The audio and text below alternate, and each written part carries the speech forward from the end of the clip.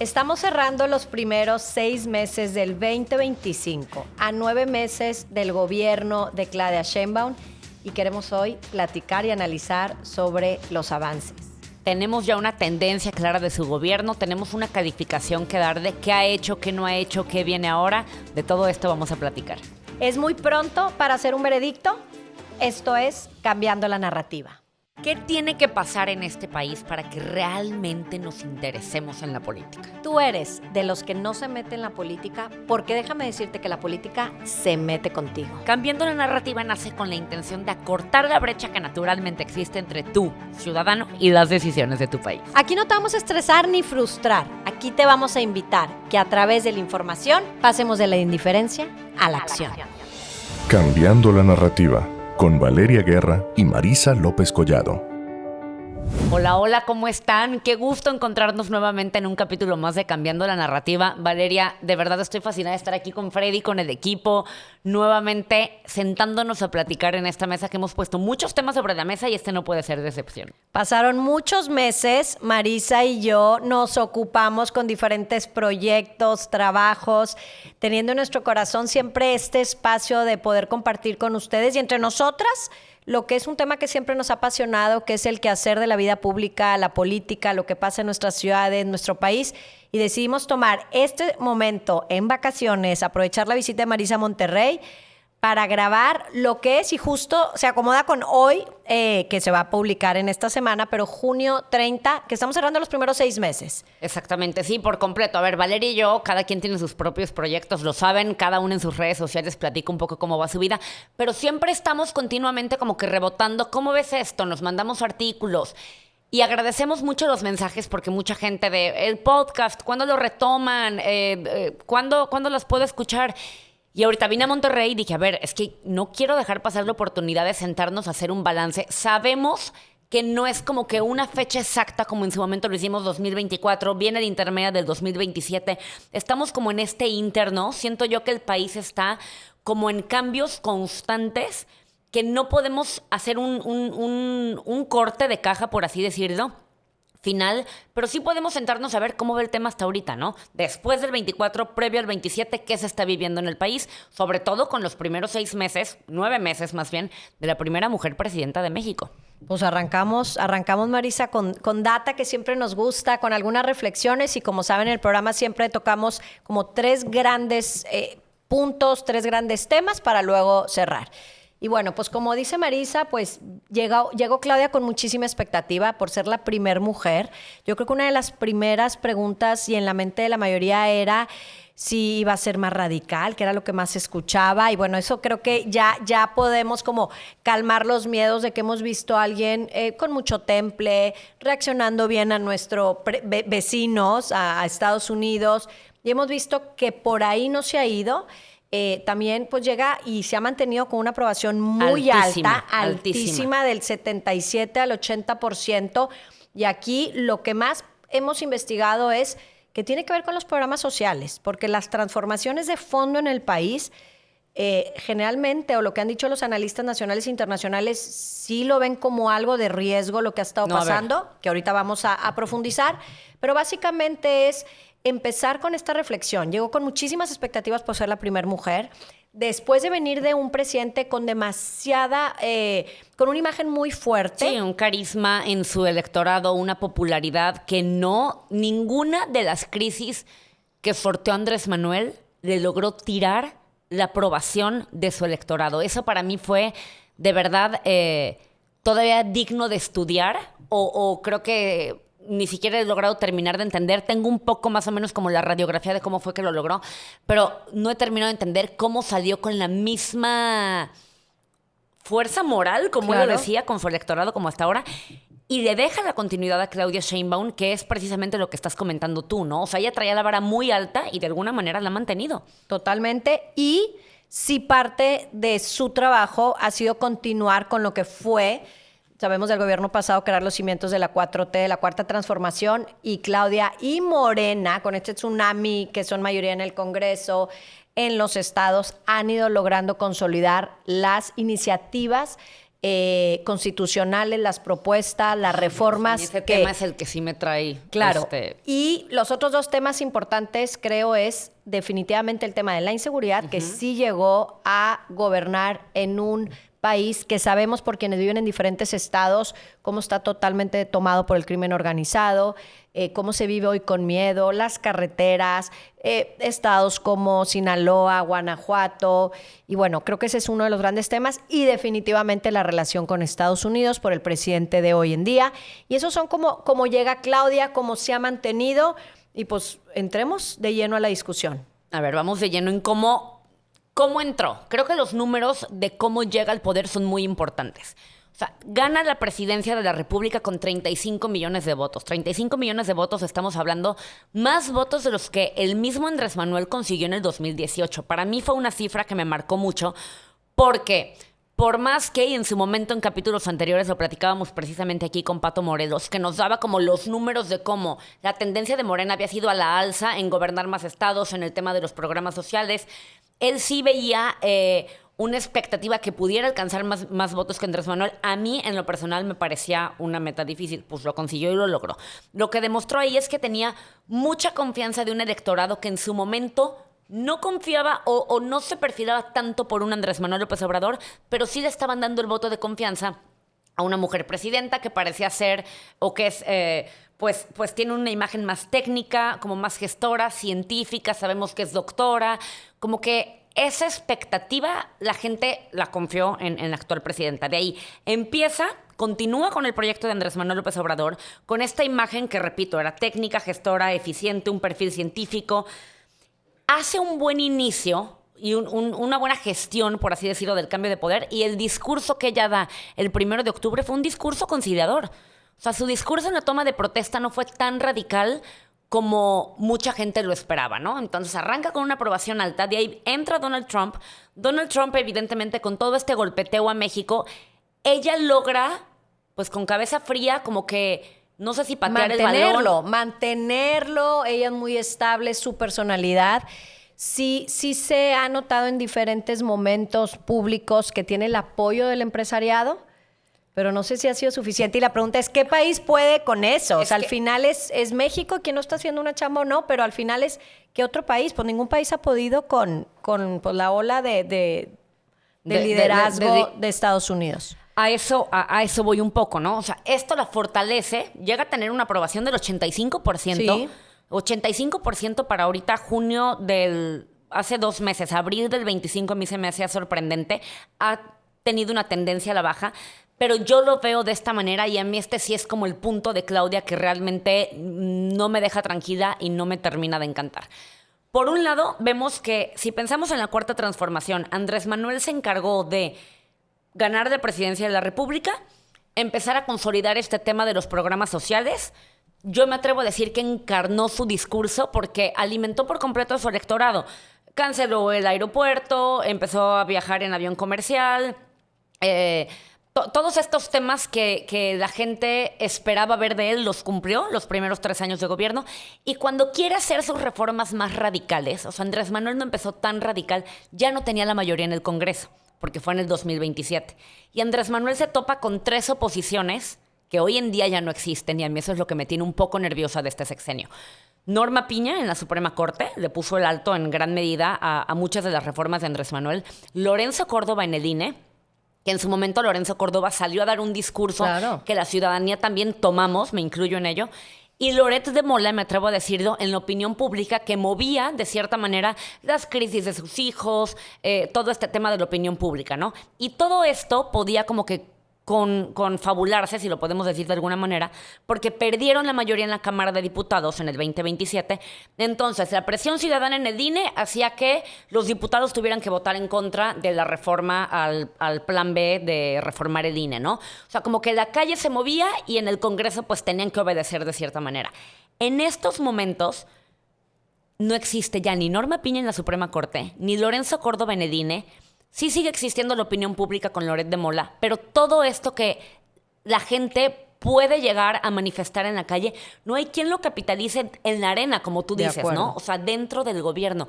Esa es de cierta forma la la preocupación que yo veo en una primera mujer presidenta que está empezando a ser, por más que empezó ecuánime, yo sí veo que les ha costado mantener tú mejor que nadie lo sabes, el ejercicio del poder desgasta.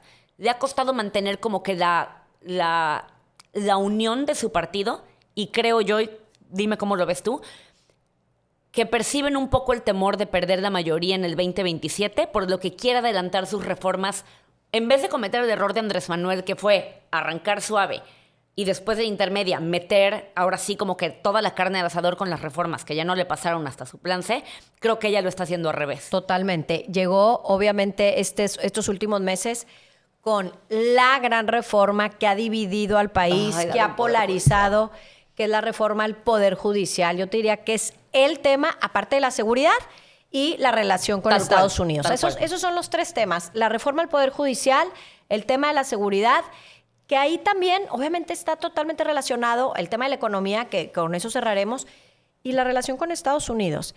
¿Qué pasa? Cuando se aprueba la reforma, que ya ahí es donde dices, sí vino a cumplir lo que dejó su sucesor. O sea, Andrés Manuel creó los cimientos, salió con 27 reformas constitucionales, aunque sus antecesores publicaron más y aprobaron más, Calderón y Peña Nieto.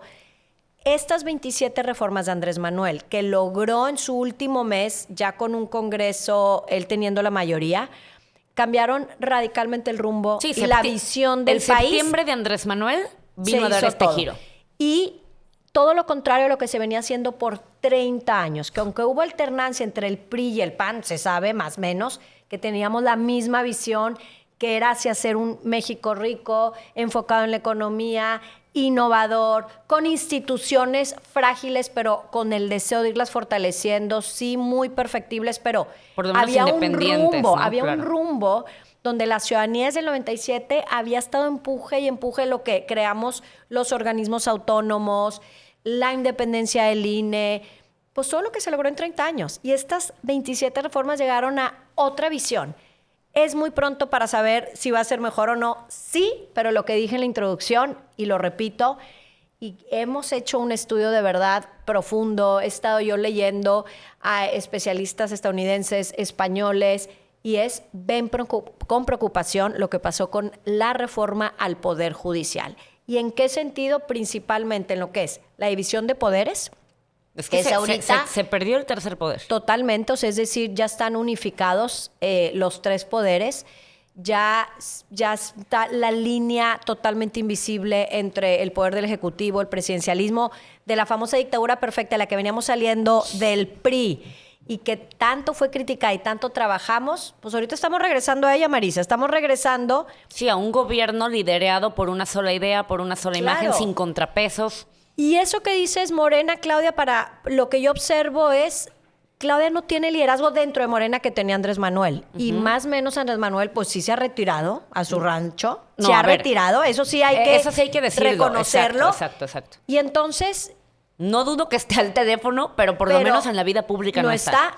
Y ahí va a ser, en estos año y medio previo a las elecciones, ¿qué tanto va a poder Claudia? Porque en los otros tres poderes ya está totalmente invisible la separación. O sea, es decir, yo creo que ahí ya están unidos, pero en Morena no sé si va a ser un cuarto, un quinto poder, si va a poder tener control de lo que es que este partido, siendo hoy mayoría en 24 estados gobernando, puedan realmente ofrecer a México soluciones viables, trascendentales para mejoramiento del país. Es que a mí, y también lo platicábamos en capítulos de temporadas pasadas, pero todas las ideas regresan a la mesa tarde o temprano, precisamente eso. Si nosotros hablamos de en qué se puede traducir como que este poder absoluto que están teniendo en los tres órganos en los tres poderes, si nos vamos a la idea más romántica, pues pueden ejercer la transformación que quieran de manera inmediata. Claro. No tienen limitante alguna que los haga avanzar con un plan de trabajo, si lo queremos ver de alguna manera. Si nos vamos a la idea preocupante, catastrófica, si tú quieres, tendenciosa, negativa, pues tienen el poder absoluto del país. Y al tener el poder absoluto del país, tú dices, pueden hacer con México lo que se les adelante. No. Y te estoy viendo. Y lo que ha pasado en otros países, y esta es la palabra de verdad que he traído este fin de semana, hasta se la he compartido a mis hijos, y ellos me lo han dicho, y mamá, cuando alguien tiene el poder absoluto, ¿qué es lo que sucede? Gobiernos tiránicos, o sea, tiranía, Sí.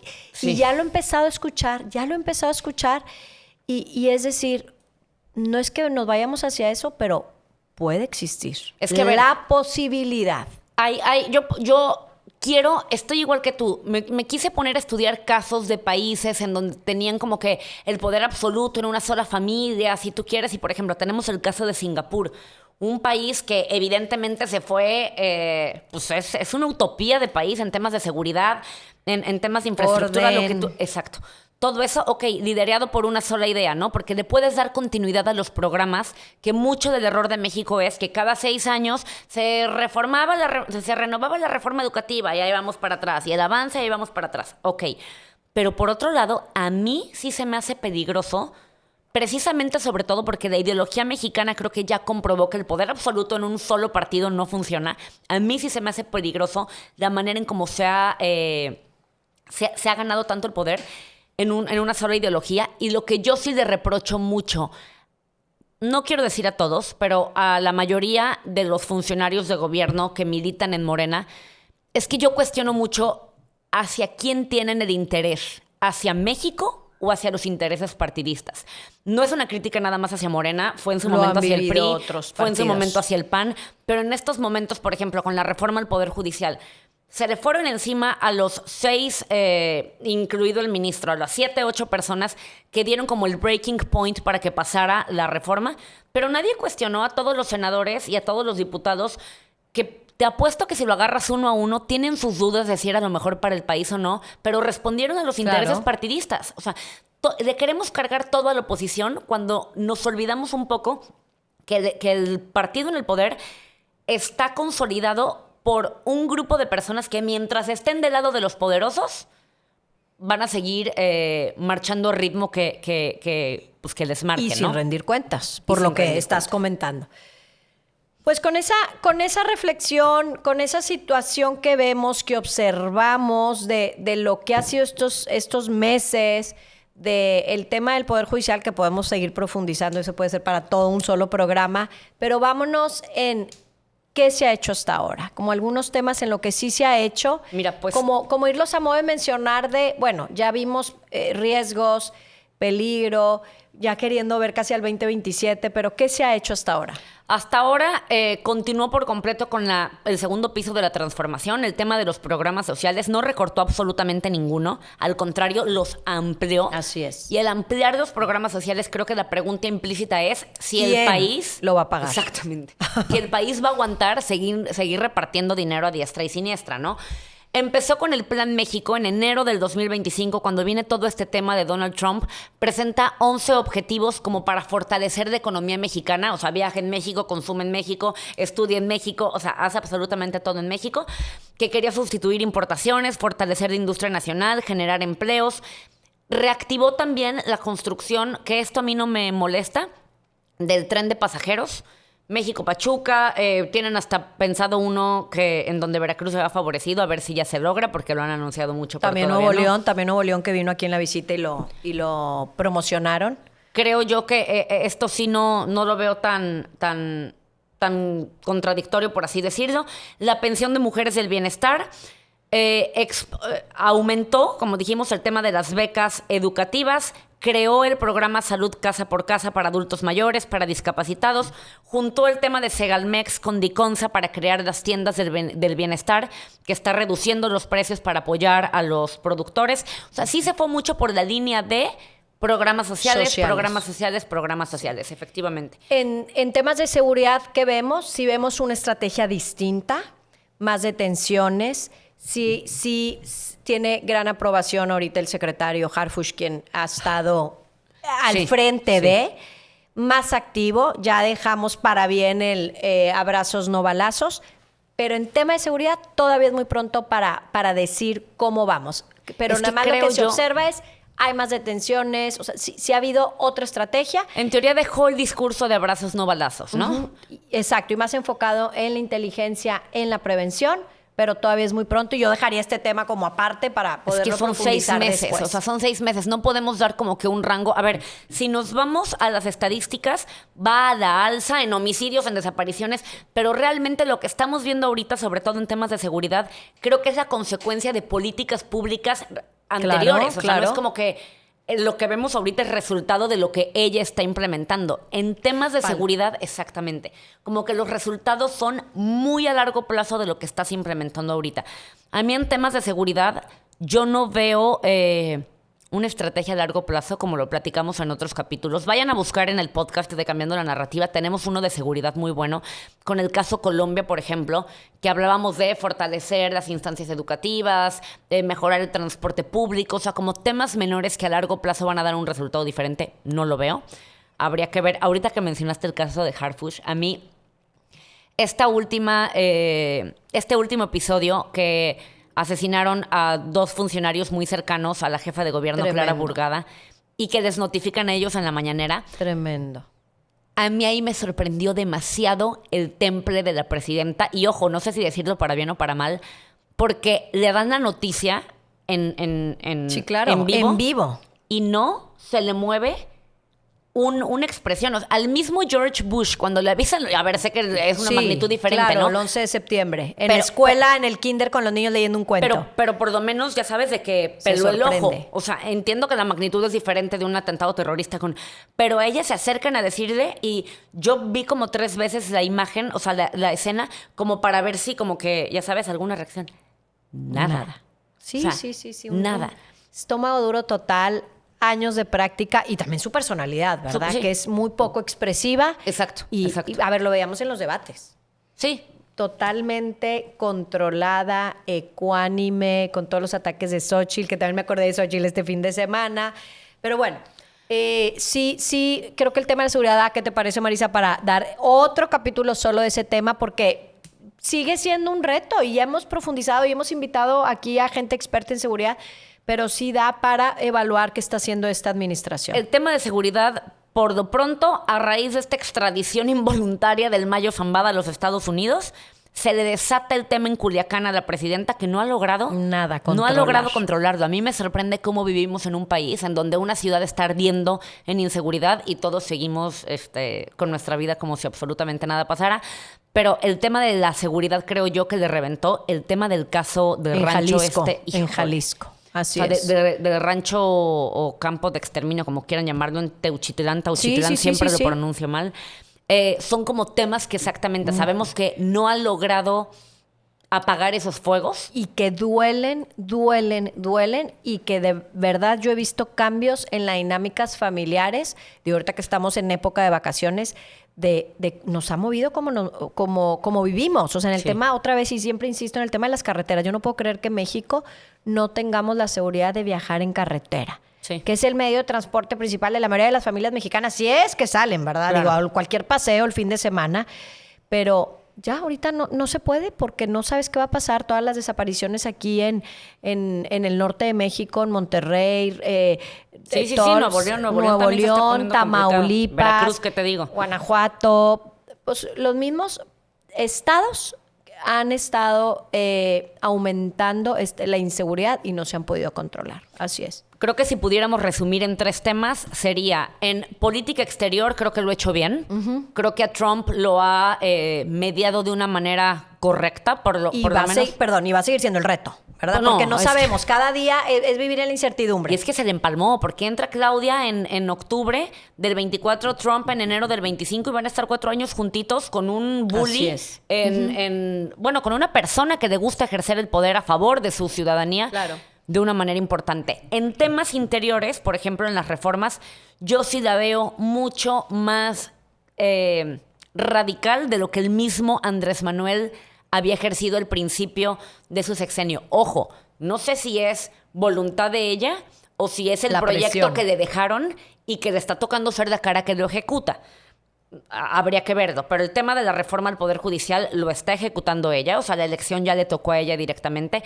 Esta esta reforma del INE a mí de verdad me va a doler mi corazoncito si es que se llega a aprobar, y se va a aprobar, para como se ven las cosas, Claro. se va a aprobar, y todas las adicionales que se van a acumular de aquí al 2027.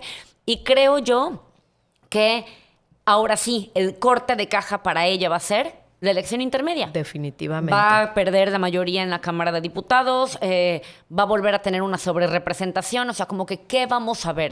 Y ahí, creo que ya para cerrar, la pelota y el balón completo, completito, absoluto, está en la oposición. ¿En dónde está la oposición que México necesita a estas alturas de su historia? Definitivamente. En temas de gobierno, en temas de política, siempre tenemos como esta tentación de irnos a lo electoral, al cambio Siempre. a las Yo soy elecciones. muy de eso. Yo igual, y me quiero enfocar en el día, en lo que podemos hacer hoy, en las propuestas que podemos hacer hoy.